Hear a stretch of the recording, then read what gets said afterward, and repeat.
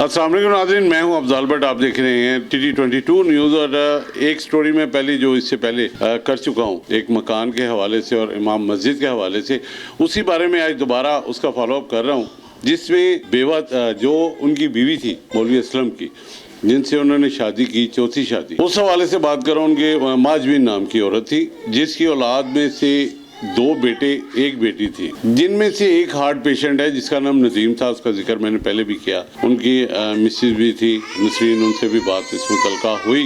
अब मैंने ये साबित करना है कि जी ये वाकई बंदा हार्ट पेशेंट है और इससे कितना प्रेशर उस इमाम मस्जिद का लिया जिसने इन पे क़यामत डाल दी। मैं बात करता हूँ नदीम साहब से। आ जाए जी नाज़रीन, मैं इस वक्त मौजूद हूँ नदीम साहब के घर।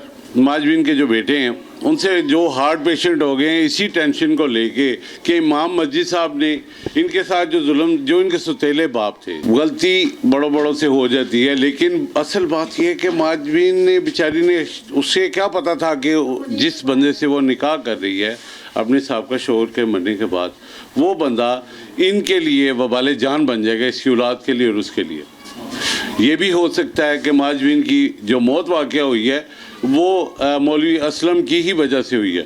मैं बात करूंगा अभी माजबीन के जो साहबजादे हैं बड़े नदीम साहब, उनसे कि इस बीमारी में मुब्तला की वजह क्या है, क्योंकि डिप्रेशन, डॉक्टरों का यही कहना है कि हार्ट पेशेंट डिप्रेशन की वजह से होता है। तो नदीम साहब अस्सलाम वालेकुम। वालेकुम सलाम। क्या हाल है आपके? शुक्र अल्लाह का। तबीयत ठीक रहती है? तबीयत बस ख़राब ही रहती है। तो नदीम साहब, आप हार्ट पेशेंट कैसे बने? हार्ट पेशेंट हुआ ये इनकी वजह से कुछ सोचें, ये तंग कर रहे हैं और सोच बहुत थी। आपका घर भी मौलवी जो असलम साहब हैं उन्होंने छीना है कि आप लोगों ने खुद दिया? नहीं, उन्होंने धोखे से ये मकान हमसे छीना है। धोखे से छीना? हाँ जी। वो कह रहे हैं हमारे पास डॉक्यूमेंट्स हैं, कागज हैं, सारा कुछ है। वो आप लोगों ने साइन अंगूठे करके दिए? नहीं, इन्होंने ना वो धोखे से कागज़ के ऊपर ना मुझे साइन कराए थे। मैं अनपढ़ जाहिल हूँ, मुझे पढ़ना नहीं आता, तो इन्होंने धोखे से ना उसके ऊपर ना साइन करवाए। तो भी मैं आपके घर का मुहाफ़िज़ हूँ, आपकी माँ मेरी जोज़ा में फ़ौत हुई है, तो इसीलिए मुझे मुहाफ़िज़ बनाया जाए घर का। तो आपने इमाम मस्जिद समझ के और दीनी आदमी समझ के ये सब कुछ कर दिया? जी, उनके ईमान पे मैंने छोड़ी बात। उनके ईमान पे छोड़ी? हाँ जी। उसके बाद क्या हुआ? उसके बाद वो उन्होंने कागज़ बना लिया 2 नंबर, तो ये नदीम ने ये मकान जो है ना हमारे नाम कर दिया है। आपने अज़ल ईमान कुछ उनसे लिया? कुछ भी नहीं। ये इसका मैं हल्फिया बयान पे कसम ही खा सकता हूँ, मुझे एक 4 आना उनका हराम है। अच्छा, आप हार्ट पेशेंट हो गए, आपका घर का गुजर बसर कैसे चल रहा है? किराए पे भी आप रह रहे हैं, आपका घर गुजर बसर कैसे? बस वो अल्लाह की बस देन है, और बच्चा एक है वो जो थोड़ा बहुत काम करता है, कुछ वाइफ है वो घर का काम किसी का करके तो गुजारा कर रहे हैं हम। कितने बच्चे हैं आपके? मेरे 6 बच्चे हैं माशाल्लाह। बेटियां कितनी हैं? 4 बेटियां मेरी। बेटा? 2 बेटे हैं। 2 बेटे हैं आपके। तो नदीम साहब, गुजर बसर, ये मेडिसिन जो आपकी हार्ट की है ये कैसे लेते हैं? ये हॉस्पिटल से मिल जाती है। हॉस्पिटल से? दिल वाले? हाँ जी, उधर बना है आपका? कार्ड बना हुआ, कापी बनी हुई। महीने बाद जाता हूँ उधर से दवाई लेकर आता हूँ। हार्ट की क्या पोजीशन बताई जा रही है?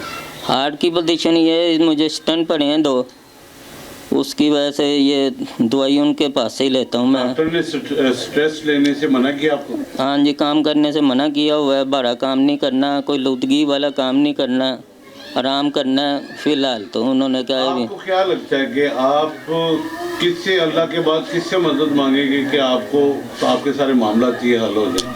हम जो भी है अल्लाह से मदद मांग रहे हैं, ज़रूरत मांग रहे हैं, और आपसे कह रहे हैं। तो हमें वज़ीर आज़म जो पंजाब के हैं, हम उनके आगे गुजारिश करते हैं। तो हमारा ये वालदा का मकान था, हमारे से धोखे से उन्होंने छीना है।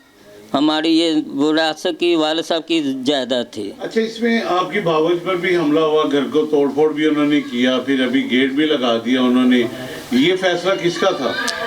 ये फैसला उनका, ये खुद ही कर रहे हैं, जो भी कर रहे हैं ज़बरदस्ती कर रहे हैं, सब कुछ ज़बरदस्ती कर रहे हैं। नाज़रीन, आपने देखा ये बंदा मजलूम और बीमार है। इसकी हालत, इसकी कंडीशन ऐसी नहीं है कि किसी किस्म का सदमा बर्दाश्त कर सके या कोई ऐसा प्रेशर बर्दाश्त कर सके।